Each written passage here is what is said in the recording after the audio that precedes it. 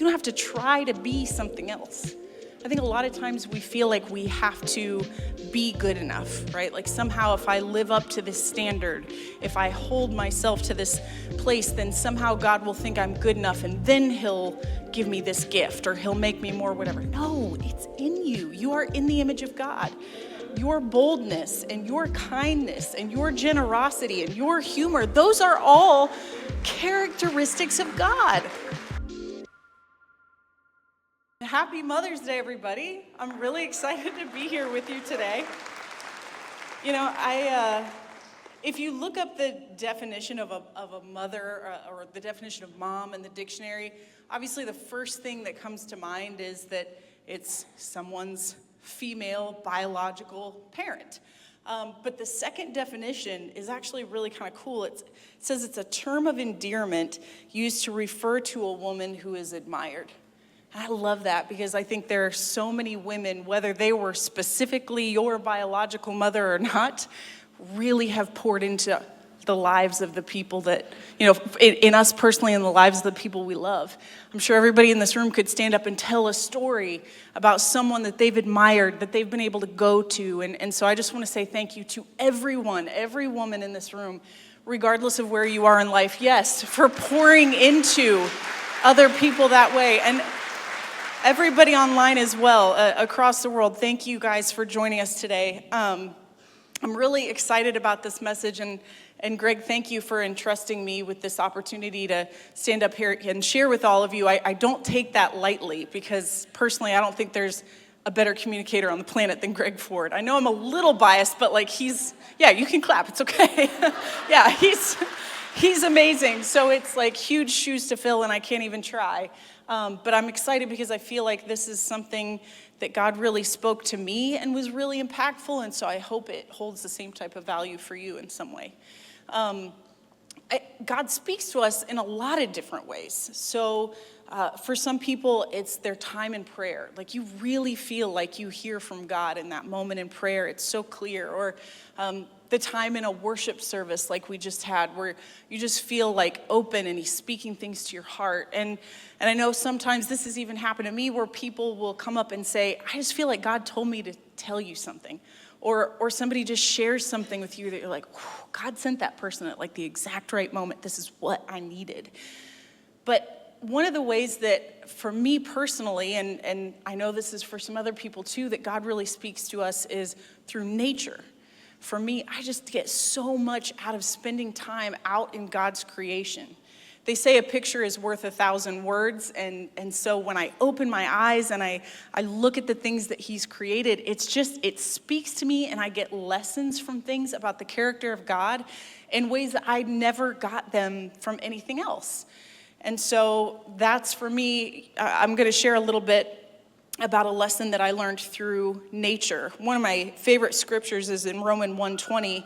Romans 1:20 says, "For since the creation of the world, God's invisible qualities, his eternal power and divine nature have been clearly seen, being understood from what has been made."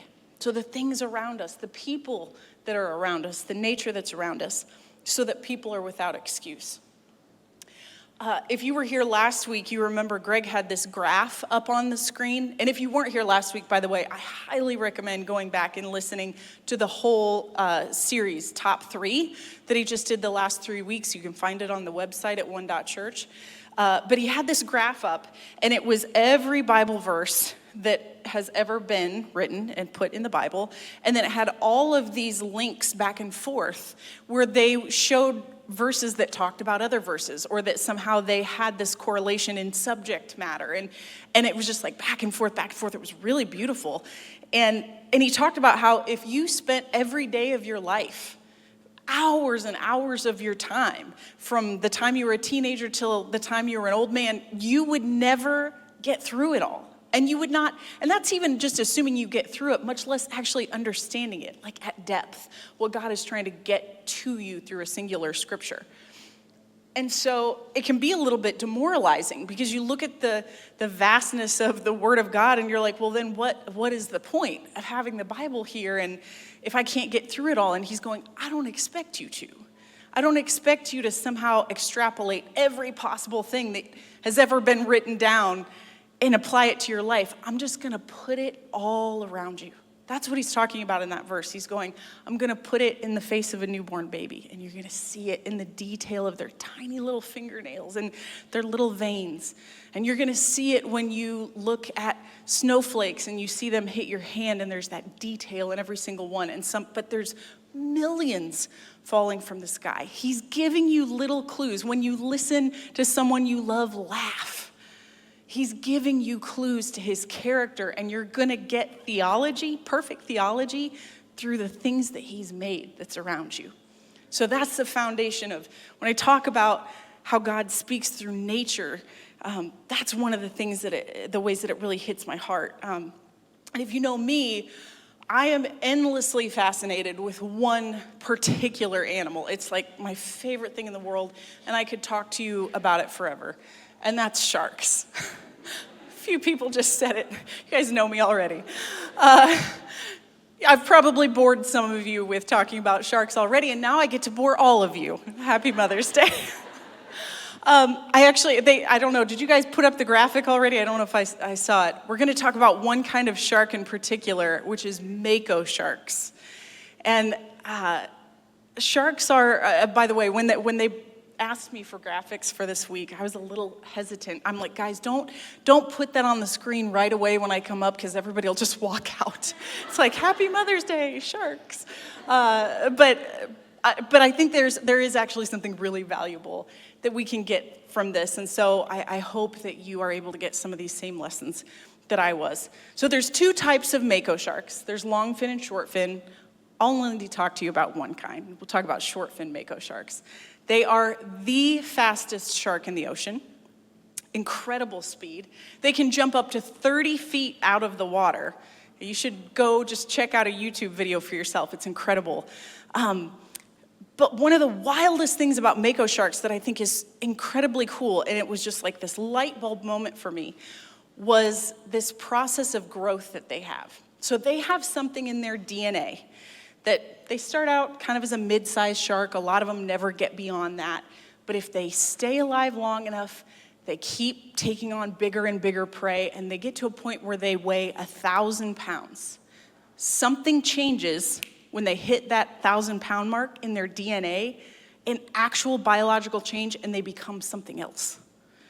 They become something called a grander mako.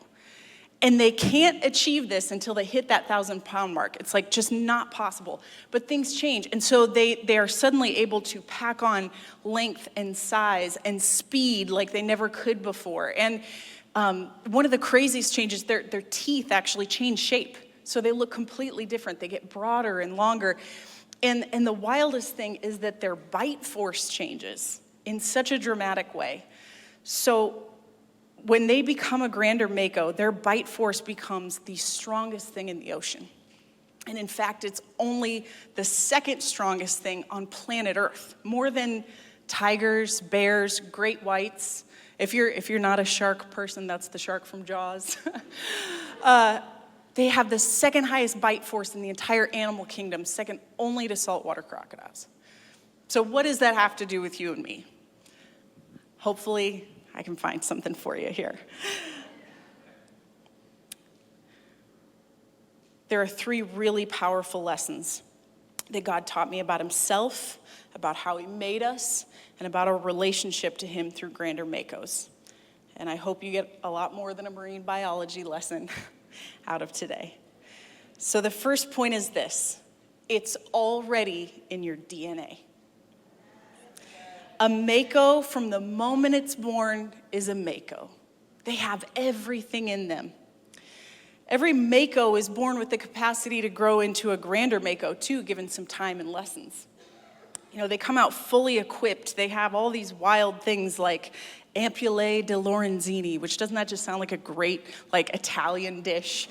But it's these little jelly-filled pores all over their nose. And then they also have these things called lateral lines that go all down the length of their body. And those two things that work together help them detect things as minute as your heartbeat in the water.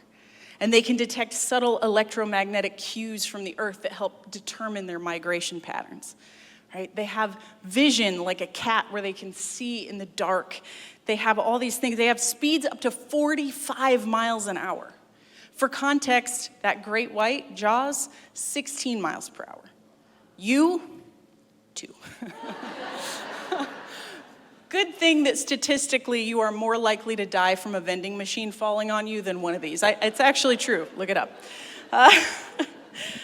So the point is that you have all of the same things in you, not the same things as a Mako, but you have all the things in you that you need from the moment you are born to do what you are born to accomplish and to face what you're going to face. Go for it. You have everything in you. I talked about it a little bit at the women's night the other night. There's this Latin term called Imago Dei. Imago Dei, it means in the image of God. And every single person in this room has Imago Dei in you. It's ingrained in the DNA, the spiritual DNA of who you are. You don't have to try to be something else.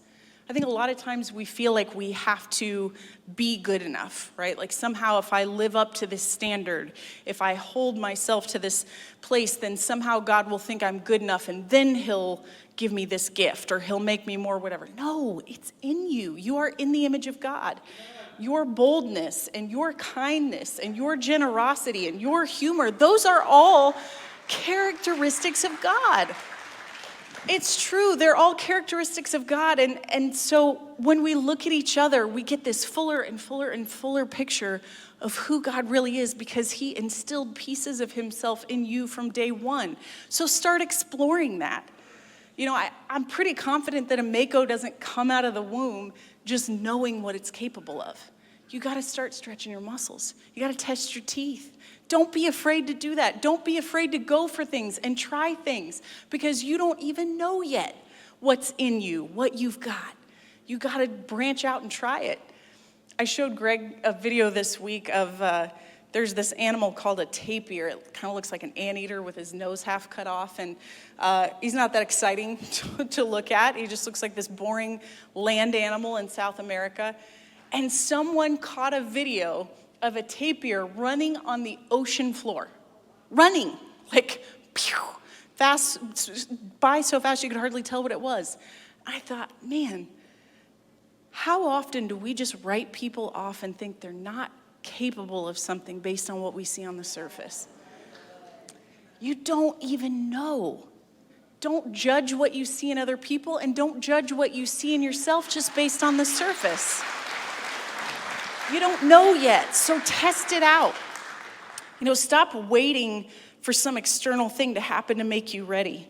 I love this. You're ready because of who is in you. John 14:18-20 says, I will not leave you as orphans. I will come to you. Before long, the world will not see me anymore. And by that, he was talking about his ascension. This is Jesus talking to people before he goes to heaven. So he's going, physically, you're not going to see me anymore. But you will see me. You will see me in the people around you, in the nature around me. Because I live, you also will live. On that day, you'll realize that I'm in my Father, and you're in me, and I am in you. He's in you. You've got what you need. You're ready. I'm preaching to me because I'm the type of person that's like, I should probably read another book, should probably like make another plan, you know, I should probably sign up for another course because I never feel like I'm ready or I'm going to be good enough. Just go. Just take a baby step. You're probably going to make some mistakes. That's okay. That's part of the process. It's not a big deal. Just take a step because it's in your DNA. The second lesson that God taught me through Makos is that there's no shortcut to maturity. I mentioned that Makos have this specific tipping point before they can become a grander Mako where they have to hit 1,000 pounds. One of the things that is interesting is that as they grow, you know, they start off with little fish and then they graduate to something a little bigger. And then eventually, when they get big enough, they start taking on things like swordfish or dolphins. And you gotta imagine the first time that a Mako tries to take on a swordfish, it might not end well. That's okay. You're gonna have swordfish in your life, and it's probably not gonna go well the first time. Maybe not the first 10 times. Don't think that that means you're not qualified. Remember, it's in your DNA. Just keep going. I saw some heads nodding right away when I said there's no shortcut to maturity, because anybody that's been on this earth for a hot minute knows you got to go through some stuff, right? I decided to spare you the pictures because they're just like so grotesque, and you already, bore with me through the first couple, but there are actually pictures on the internet of Makos with a swordfish sword through their jaw or in their side. There are things in life that are going to leave you with scars. They're going to stick with you for a while. It's part of the process. It's part of maturity. It comes a little bit at a time. It's going to come through mistakes that you make. It's going to come through times that people hurt you. It's going to come through seasons of life that feel like I am going backwards, not forwards. This is not what I want. But I promise you, if you stick with it, it is growing you. If you allow God to show you what he has for you in that season, right? When you're starting to get to that point where you're taking on a swordfish for the first time in your life, he's going to mature you and grow you in some really incredible ways. Boy, I got a little excited. Now I'm going off to the side. James 1-4, I love this. Let perseverance finish its work so that you may be mature and complete, not lacking anything. Not lacking wisdom, not lacking patience, clarity, gentleness. There are going to be things that are swordfish in your life. Things that are part of your journey to grandeur that you don't love. And sometimes it's going to feel like it makes no sense. Like your teenager that makes every dumb decision known to man, and then 5 more you never thought of. That's part of going to grandeur, baby. If you lost your job and maybe you've been out of work for a long time and you finally get a new job and you're so excited, and then the pandemic hit 2 weeks later and now you're out of work again. Part of the journey, part of your journey to grandeur. We have a man in this church that had cancer and COVID at the same time. That's part of your journey to grandeur sometimes. Another thing to remember is that pretending to be grander, just acting like you're grander than everybody else, is actually a sure sign of immaturity. You don't need to throw that weight around and prove that you're better than everybody else. Real granders, the people that are like really maturing and going the direction they need to go, they're just about it. They're just about their business. In fact, they're using that power, that newfound strength, those newfound skills to start benefiting the people around them instead of just making it about them. That's a big difference. So you don't need to act big, just start getting big. I know sometimes that process, 1,000 pounds can sound like a lot. You're going, if I picture my own life and where I think I am in that journey, I feel like that is 1,000 miles away. I'm not there. I'm nowhere close to where I think God wants me to be. But I would encourage you to focus on how far you've come. Because it's so easy to get so, one-sided on what's coming that you forget everything that you've been through already and all the ways that you've already grown. Don't give up. Sometimes growth happens, sometimes growth happens a pound at a time. And you're in your job for 10 years and you're going, all right, God, I thought I was going to be farther along than this right now. This ain't it. It's part of your growth. Pound, a pound, a pound. And next thing you know, you look up and you're 100 pounds ahead of where you were. I also want to encourage you with this, because sometimes you will lose weight. Sometimes you will look up and you go, I can drop scripture, just the drop of a hat. But I also just dropped some bombs on that barista at Starbucks this morning. Down a pound, right? You judged that person that's dealing with an addiction or that made a life-altering mistake, or the single mom on your block because by the grace of God, I'm so far past that.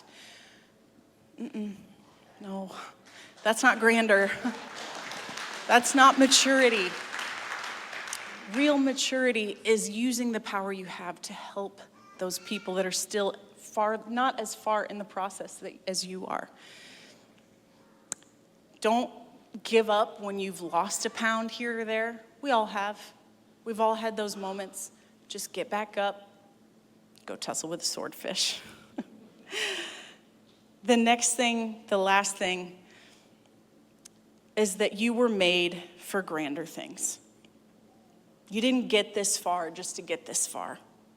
You already have greatness in your DNA. You can stop here if you want, where you are in your journey, and just kind of live out your days like that. That's fine. It's still Mako status. You're still imago Dei, right? Made in the image of God. Still beautiful in so many ways. But I don't think you came this far just to come this far. He made you from day one with the capacity to get to grander. He has a specific grander for you. John 21:18 through 22 is this really interesting portion of scripture to me because it reminded me that my grandeur doesn't necessarily look like my neighbor's grandeur. My journey is going to look different than theirs.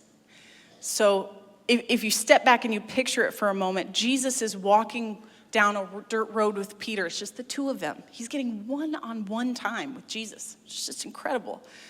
And if you know the story of Peter at all, you know the things that he's been through in his life. He's this big, loud, boisterous personality, and he's kind of always known deep down that he's made for something big. Like, he wants it. He's been desperate for it. You see it through his whole journey as he's following Jesus. And so he tries to do big things, like when they came to take Jesus away and take him to the cross, he cut off someone's ear. He was trying to be bold. But then, like, an hour later, he's turning around and he's denying Jesus 3 times because he's still kind of immature. Like, he's got this and that. Kind of sounds familiar, right? He's a little bit of both. And so he's got this moment where he's walking down the road with Jesus, and it's just the two of them. And Jesus is trying to, like, really dig deep and impart some things to Peter. And Peter sees, I'll read you this first part. Peter turned and saw the disciple that Jesus loved was following them, meaning John. By the way, I think it's hilarious that John is the author of this book, and he describes himself as the disciple Jesus loved. You know, like, we know it's you, John. Like, you didn't hide it. Your name's in the title. You calm down. But I digress. Peter turned and saw the disciple that Jesus loved. We know Jesus loved John, was following them. And he says, when Peter saw him, he asked, Lord, what about him? So Jesus is talking to Peter about Peter's life. And he goes, well, what about him? And Jesus answered him, if I want him to remain alive until I return, what is that to you? You must follow me. I love that Jesus gets a little bit sarcastic with him. He's like, listen, if I want this guy to live 3,000 years, what's it to you? We're not talking about him. We're talking about you. I think it's really powerful because it's like, here Peter is, he's getting this one-on-one time with Jesus, and he's so distracted by Jesus' love for John that he can't even focus on what Jesus is saying to him. He's like, what about him though? You can't focus on Jesus and John at the same time. You've got to make a decision where you're going to put your focus.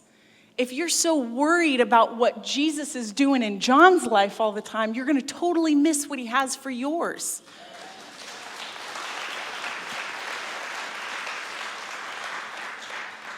Jesus' plan for John was different than Peter's because John is different than Peter. And that's true for you too. Peter was so obsessed with making sure it was fair. Because he's like, I feel like Jesus really, really loves John. Like, they have this really loving, sweet relationship. And Jesus is kind of like critiquing me right now and correcting me in the middle of our conversation. So he's feeling like he's less than. And he's going, this isn't fair. How come John gets this and I get this? But the reality is that fair is not the same. Fair is custom to you. Fair is what you need in your journey. Fair is what's getting you to the next step. So stop thinking so much about what John is getting and what Jesus is doing in John's life, and just listen to what Jesus has for yours. The first time that I ever read this verse, I was like, geez, Peter, you are an idiot. And then I realized, I've done it. I've done it. I've looked around at the people around me and been like, but God, how come you're doing that in their life and not in mine? I'll make it applicable for a minute, and I'll go first since I started this conversation. I guess it's my responsibility. And I'll tell you a little bit about one of those moments for me. So most of you know we have 3 children, a girl and 2 boys, and both of our boys are on the autism spectrum. And our son Hudson is 11, and he's pretty severe. He's got quite a few issues going on. He's really big. He's 11. He's already up to here. I'm wearing his socks today, actually, because I couldn't find mine. And he's got the same size feet as me already. It's like when you look at a Great Dane puppy, you know, and they've got like massive paws, and you're like, oh boy, he's gonna be huge. That's Hudson. He's probably gonna be like 6'8" or something. But he's already up to here on me. He's 11, and it's kind of like having a big toddler in the house with Hudson. Because even though he's this big and as strong as he is and he's older, he doesn't understand danger the way that he should at his age. He doesn't understand consequences of actions. And so you have to watch him all the time. So like I sleep with a baby monitor because I need to know what my 11-year-old is doing if he gets up in the middle of the night. Right? So I've got a little video monitor next to me. All of our doors have alarms because we're like, oh, I heard it. He's gone, you know, he's out. And then he'll just head to somebody else's house in the neighborhood with no clothes on. So that's kind of where we are. Hudson has been having this issue with school. He didn't want to go to school. So first we couldn't even get him on the bus. So then we finally get him on the bus, and the bus is back at my house. Beep, beep, 5 minutes later in my driveway. Take your kid. Have a nice day. So then we're like, all right, let's talk to the school. Let's try out something else. So we're like, what if he wears this harness? So he's got this like 5-point harness that's looks like he's about to go skydiving that straps him to the seat. And they bring him back, and they're like, we've never had a kid figure out how to get out of this, but he got out. And he started pulling the emergency brake on the bus. We're like, okay. So the school says, you know what? He can ride the bus if we get like a bigger man that can be a bus aide, because we can't just have one of the ladies doing it. So no lie, Hudson has an ex-cop as an aide on his bus driving him to school every day. So praise God, we've finally gotten him to school, right? So that's like our pound by pound by pound journey. And it hasn't really been ideal. Well, now he's at school, but he hates it. So he's trying to figure out ways to get sent home. So he's, busting out some words that are colorful.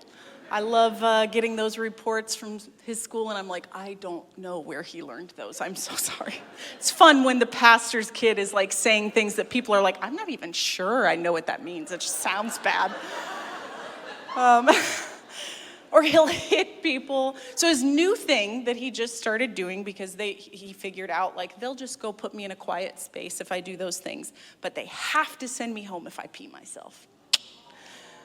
So I was like, oh, nay, here's 6 outfits to the school, And he's like, watch me pee through 6. So, he's one step ahead of me. So I guess like in his process to grandeur, he's innovative, right? Like that's one of the things God's working in his life. It's like a chess match.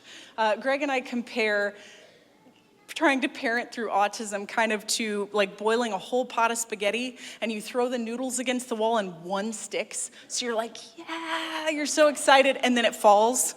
And you're like, go boil another pot, babe. Let's try this again. My point with all that, by the way, I had to take Hudson and go buy adult diapers this week. So here I am with my 11-year-old kid, and I'm like thinking about all the things that my friends with 11-year-old kids are doing. And I'm taking mine shopping for adult diapers to try to get him through a day full of school. So my point is this. It's really easy to get distracted by what God is doing in John's life, but it's not for you. I have friends, like people I actually know in person, not just some story I've heard online, of people who have had kids with autism and God has healed their child. They went to bed one night. Yeah, we can celebrate them. It's incredible. They went to bed one night and somebody prayed a certain prayer over them and they woke up whole the next day. It's incredible. And it's easy for me to go, why not my kids, God? Like, what about them? What? Do you love my kids less? Do you love me less? But I have to get to the point where I realize that my journey to grandeur is different than their journey to grandeur. I need to be able to get to a point where I can celebrate what God is doing in John's life over there instead of going, but why not me? You know what God's done through me, or done in me through the journey with my sons? I have a level of empathy for other moms that I see having a meltdown with their kid in a store like I never would have had before. I have a different patience. I have a different walk with God. It's driven me to my knees because I had nowhere else to go. I'm a whole different person because of what he's worked through me. Yeah. And I can get discouraged by what I don't have, or discouraged by when I look at how far my journey is to 1,000 pounds and I'm not there yet. But I go, look at how far he's taken me. Look at what he's worked in me. And also what he's working in my boys. I don't know everything that's going on in their mind, but I know Jesus is meeting them where they are. I've seen it time and time again. So it's okay. It's actually more than okay that my journey doesn't look like everybody else's journey with their 11-year-old right now. I don't need to be jealous of what Jesus is doing with John because I'm not looking at John. I can celebrate what he's working to bring grandeur in John's life because I can see where he's trying to take me, and I'm focused on that. I'm focused on the fact that Jesus is walking with me. I'm not alone. I'm not lonely. And you know what? Maybe for you, yours is something totally different. It could be something like, that time in jail, your divorce, your bankruptcy, and you're going, I feel disqualified. I feel like I weigh 5 pounds. There's nothing. No, you are uniquely qualified by the journey that you've had, and you're going to grandeur, and it's going to bring things about in your life that are different than the person next to you, but that are equally imago Dei, in the image of God. Your grandeur might look like a level of empathy for others you never would have had if you didn't go through what you went through. And your grandeur might be that your business grows and you've got 5,000 employees that are reporting to you, and you're able to lead something and you're like, whoa, God, I never saw it getting this big. Maybe for you, your journey is that there are 5 people who are still alive today because you invested in them and you cared enough about them to remind them they're not alone. Those things are equally grand, just totally different. Fare is not the same. Fare is customized to you. So I want to leave you with this last thought, just to recap, that it's already in your DNA. You don't need to go try to manufacture something. It's in you. That there's no shortcut to maturity. Let it run its course. Let God do the work in you through perseverance. It may take a long time. That's okay. It's about the journey, not about the destination. You'll get there when it's your time to get there. And that he has grander things for you. Don't sell yourself short. Don't think this is all I am or this is all I can do. Keep testing out, because you might have things in you don't know are there yet. You already have everything you need ingrained in your DNA. It is who you are through who is in you. You have the capacity for grander things, and you're not just capable of it. You were made for it.